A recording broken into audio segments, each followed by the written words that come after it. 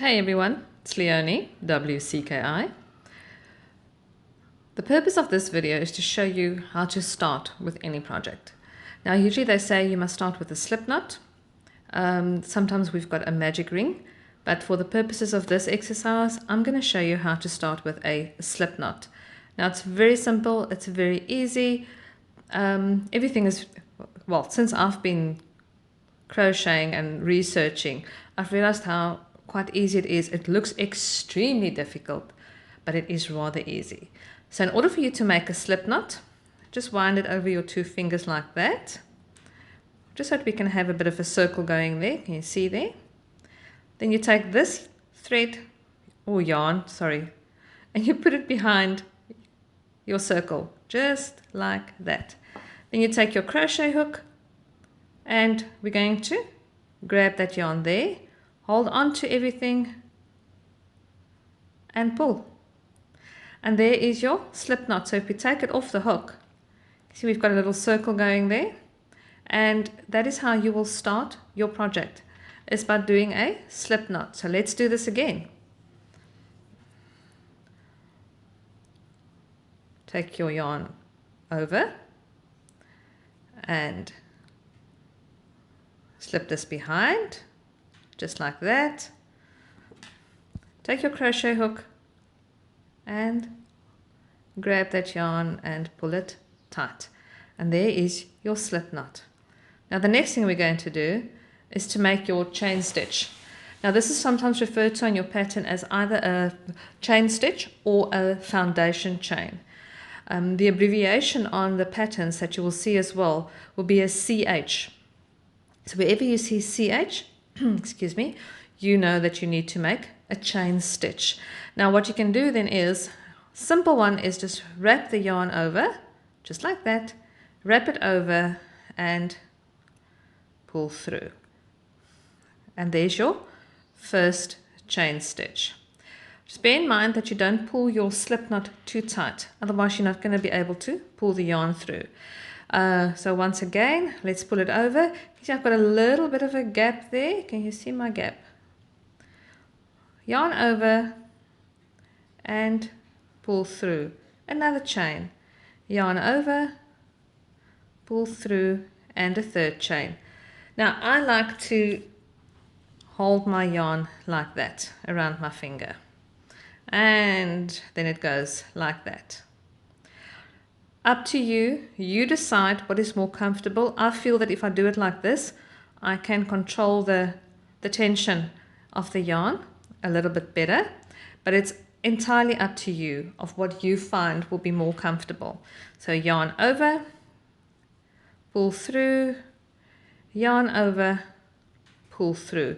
If at first it feels awkward, please try it and make your chain as long as you would like now, while you are practicing how to make a chain stitch. Now I'm going slow. You will be slow the first round, or maybe the second round as well. But after a while, you can start to speed up and add your chains at a much faster pace. And that is how you make a chain stitch. The other thing I would like to show you is our crochet hooks. You will see that the majority of them have got a flat piece. Now this is the one, this has got like a rubber casing, or yeah, it feels like rubber, and it shows the size of the needle there. Can you see that it says a 4 millimeter? Now I like these ones where it's got like a flat end and a little bit of a bump there, because I know that's where I'm going to put my thumb. Again, entirely up to you. Find the comfortable spot for you. Now I like sitting like this. I have seen people holding it like that. I feel like I've got no control when I do it like that.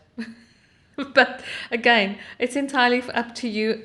You have to find your comfortable spot. Just remember, if you are planning to crochet for an income, just bear in mind the strain that you're going to possibly put on your thumb and on your wrists if you are holding the crochet hooks wrong. I have tried the ones where it's round, there's no indentation or nothing whatsoever, and for some reason it's hurting my thumb.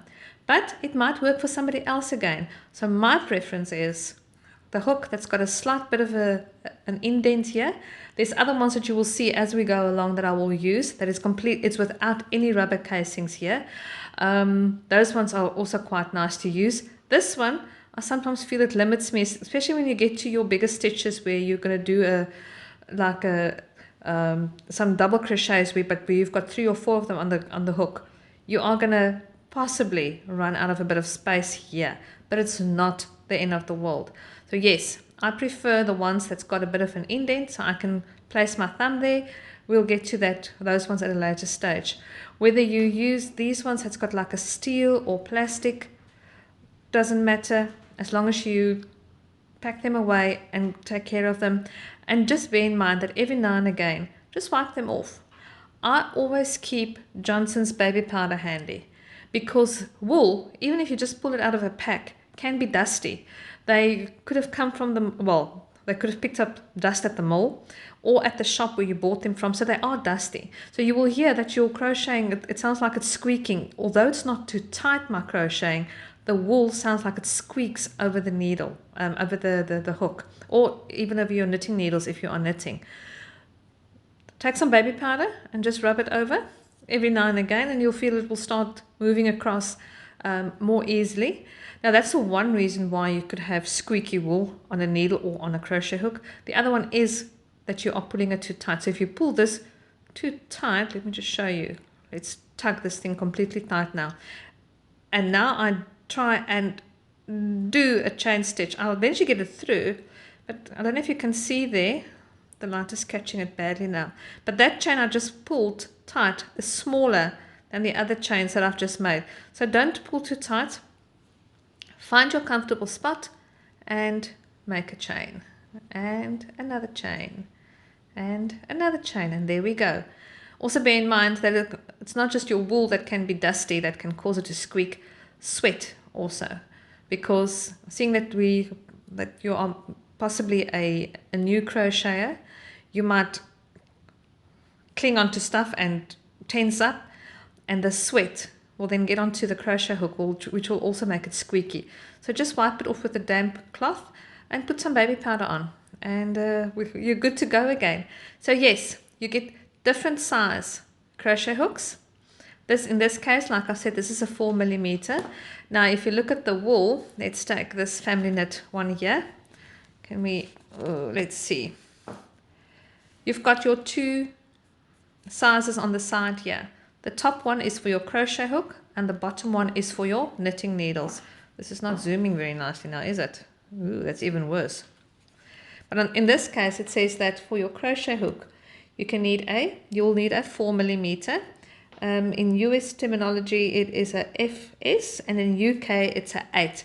Now we use South African terminology on needle sizes and crochet hooks. That's a 4mm. And for your knitting needles, you'll use a 3.25 and a 4. Now, usually when they say on the knitting needles a 3.25 and a 4, if you've got to do a ribbing, we always tend to do the ribbing with a slightly smaller needle.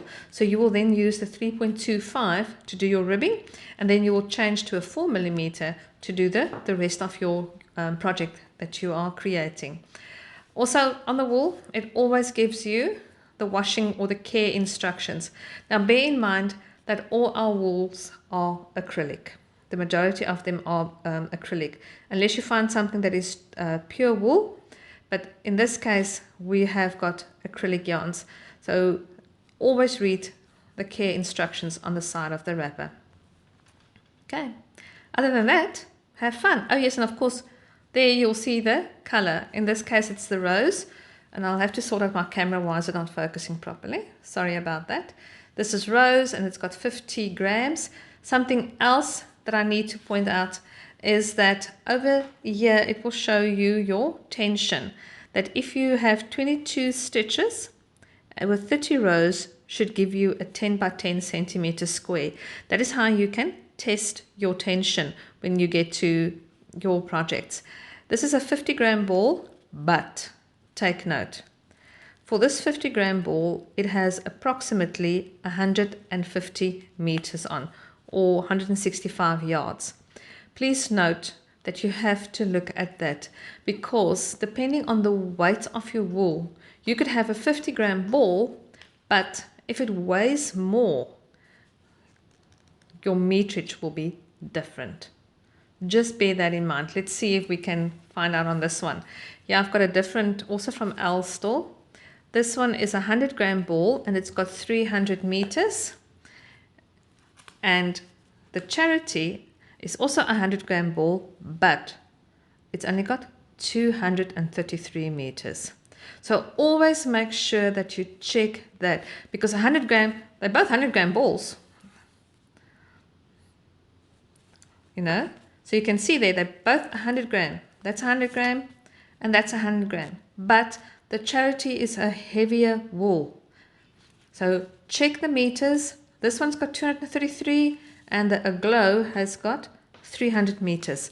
Very important that you check that, because I've made a rather large boo-boo with a project a few months ago where I bought according to weight and I never checked that the meters or the yardages on it was quite different. So I ran out of wool and had to wait forever to get it replaced.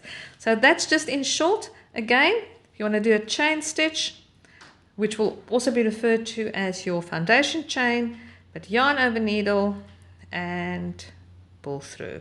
And that is how we make a chain stitch. Have fun.